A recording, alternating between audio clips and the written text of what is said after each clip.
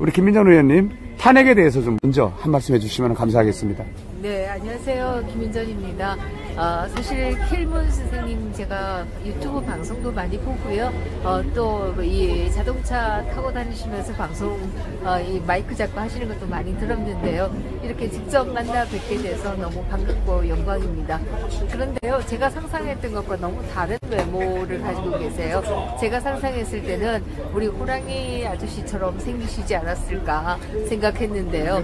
너무 부드럽고 너무 어떤 면에서는 좀 아담하게 보이셔서 아주 깜짝 놀랐습니다. 어디서 그런 기차 화통 같은 목소리가 나오는지 아주 놀라울 따름인데요.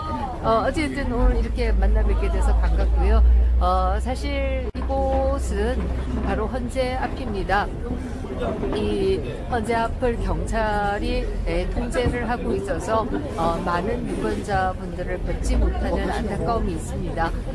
지난주 토요일에 제가 나왔을 때만 해도 굉장히 많은 분들이 오고 가면서 우리 정치에 대한 얘기, 또 이 경찰에 대한 얘기, 또 선거에 대한 얘기, 뭐 다양한 얘기, 저희 당에 대한 야단도 많이 치시고요 하셨는데요. 오늘은 안타깝게도 여기 그야말로 멍 때리고 있는 상황이고요. 많은 분들을 뵙지 못한다라고 하는 게 안타깝습니다. 그럼에도 불구하고 여기에 계속 앉아 있는 것은 바로 이 헌재 앞을 지켜야겠다라는 생각이 첫 번째이고요. 두 번째는 헌재에서 가까운 곳에서 기도를 하면 기도발이 좀 더 잘 미치지 않을까 하는 생각 때문에 이 자리에서 지키고 있는 것입니다. 제가 탄핵에 대해서 더 설명할 필요도 없지 않을까 하는 생각을 합니다. 지금은 국민 여러분들이 다 너무나 잘 알고 계시는 상황들이고요. 다만 몇 가지 말씀을 드리면 사실 민주주의는 어떻게 무너지는가라고 하는 책에서 민주주의의 붕괴에 대한 조건 중에 하나로 심판의 매수 얘기를 합니다. 심판이 불공정하면 민주주의가 무너진다라고 하는 얘기죠. 그리고 그 심판이라고 하는 것은 사법부나 헌법재판소, 언론 이런 것들이 다 심판에 해당하는 것이다. 이렇게 얘기할 수 있습니다. 우리가 이렇게 분노한 이유 중에 하나라고 한다면 물론 탄핵 소추에 이르기까지의 그 과정, 그리고 거기에서 저희 당이 합심하지 못하고 이 분열해서 결국 탄핵 소추 당한 부분, 이 부분도 굉장히 억장이 무너지는 부분입니다만은 탄핵 소추 당하고 난 이후에 헌재에서의 심판 과정도 역시 우리가 불공정한 부분이 많기 때문에 분노한 것이 아닌가 이런 생각을 합니다. 가장 불공정한 것이라고 한다면 바로 내란죄를 빼버리고 나서도 국회의 동의를 다시 받지 않았다라고 하는 것이고요. 이것도 사실 말이 안 되는데 그 당시에 민주당의 소추위원 등은 헌재 재판관이 빼라고 해서 뺐다라는 식으로 얘기를 했습니다. 만약에 그게 사실이라고 한다면 헌법재판관과 민주당 소추위원들이 유착한 거 아니냐 이런 문제 제기도 할 수 있는데요. 저는 그것이 민주당 의원 소추위원들이 잘못 말한 것이라고 믿고 싶습니다. 어찌됐든 간에 이 내란죄를 빼고 나서도 국회의 동의를 다시 받지 않았다라고 하는 것만도 굉장한 절차적인 하자가 있다.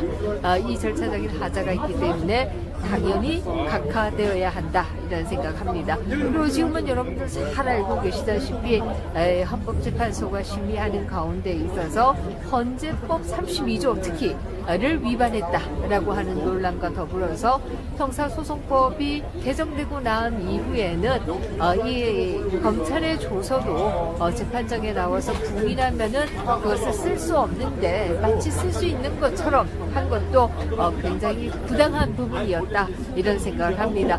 저는 지금은 이 헌법재판관님들도 이 부분에 대해서 심각성을 상당히 인지하고 계시지 않을까 이런 생각을 하고 있고요. 또 세 번째로 얘기한다라고 하면 소위 내란몰이의 핵심적인 증거와 증언이 오염되었다라고 하는 게 세 번째의 이유입니다. 지금 우리가 김현태 소장이 당시에 민주당 의원들이 나타나서 이 회유 협박을 했다. 세상이 바뀌었다. 이라고 하면서 회유와 협박을 했다라는 제보를 한 바가 있고요. 곽종근 사단장이 오락가락한 것도 결국 회유와 협박의 증거가 아닌가 이런 생각을 하게 됩니다. 뿐만 아니라 홍장원의 메모가 노상원의 수첩이 유일한 증거이다시피 했는데요. 그 증거들이 다 오염되고 증거가 없다라고 하는 게 드러나고 있습니다. 노상원의 수첩은 국가수에서 검증해보니 검증 불가능하다라고 나왔고요. 언론은 그렇게 노상원 수첩의 한 페이지 한 페이지를 다 보도했습니다만은 그것이 누가 썼는지 검증할 수 없다라고 하는 게 국가수의 검증 결과입니다. 뿐만 아니라 홍장원의 메모의 경우에는 사슬기관에서 검증을 해보니 이것은 오히려 홍장원의 글씨가 아니라 박선원 의원의 글씨다라고 하는 것도 드러났습니다.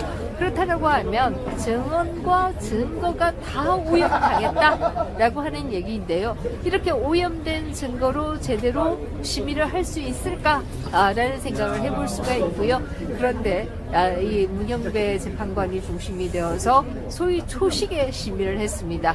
그렇다고 하면 정말 제대로 된 심의를 할 수 없었겠다라는 생각을 할 수가 있고요. 그것만 해도 이 각하됨이 마땅하다 이렇게 얘기할 수 있습니다. 네 번째로 말씀드리고 싶은 것은 민주당 의원들이 가장 많이 하는 말이에요. 국회에 국민들이 들어와서 내 유리창을 깼다. 그것만 해도 탄핵당해야 된다 이런 얘기를 하는데요. 제가 감히 말씀드리겠습니다. 우리 군인들이 계엄령에 의해서 들어가서 국회의 창문을 깼을지는 모르겠지만 대한민국을 민주당은 때려 부수고 있다 이렇게 얘기할 수 있을 것 같습니다.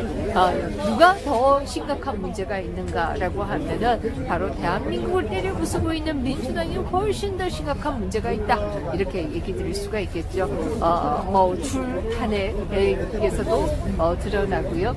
대통령의 채무 진술에서도 얘기했습니다만은 국방 예산을 어떻게 그렇게 쏙쏙 그렇게 정말 중요한 부분만 잘랐느냐 이런 말씀을 하셨습니다. 전체 몸무게에서 비중은 얼마 안 될지 모르겠지만 마치 눈알을 뽑는 것과 똑같이 예산을 잘랐다 이런 얘기도 하셨습니다.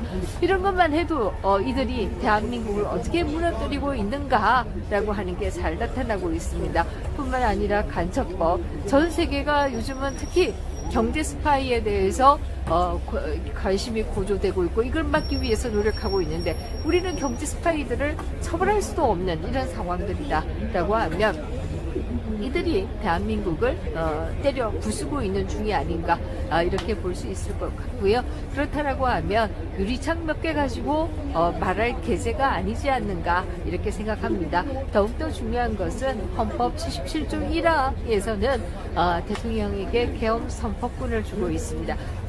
대통령에게 주어진 권한이다 이렇게 얘기할 수 있겠죠.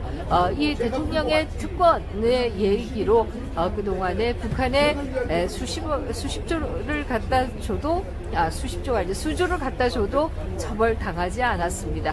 그렇게 본다라고 하면 이 부분에 대해서는 저는 사법심사의 대상이 되지 않는다. 더더욱이나 설사 대통령의 인식이 잘못되고 계엄의 절차가 잘못되었다라고 하더라도 이미 77조 5항에 의해서 국회가 해제하면은 이미 그 앞 단계는 다 치유가 일어난 것이다 이렇게 생각합니다. 그러므로 사법심사의 대상이 되어서는 안 되고 각하해야 한다 이런 생각합니다. 네, 감사드립니다. 일단